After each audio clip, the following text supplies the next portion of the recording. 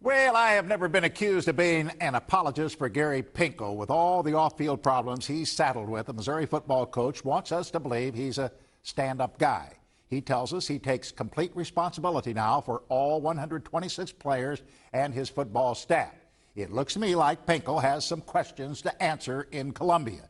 2 players and a coach have been arrested this summer for suspicion of driving while intoxicated, yet this coach continues to chirp away about the virtues of his squeaky clean and disciplined program at the University of Missouri.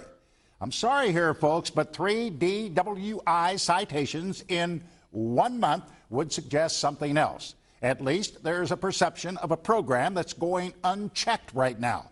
Derrick Washington, a team captain, has been suspended indefinitely after being charged with sexual assault of a former tutor. In no way am I standing up for Derrick Washington here tonight. He might be guilty, but he might not be.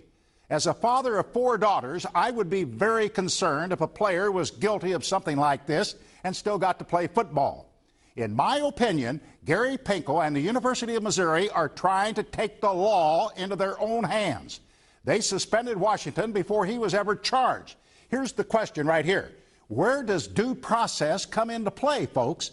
Washington could have the entire season taken away from him because of the testimony from the alleged victim.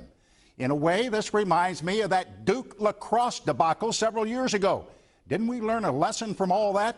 Perhaps Gary Pinkel and the university needs to concentrate more on setting up guidelines for players to follow and making the right decisions in their free time. Shame on Pinkel for being so quick to judge the punishment. Let's leave that up to the courts, not the university. That's Jack Smack.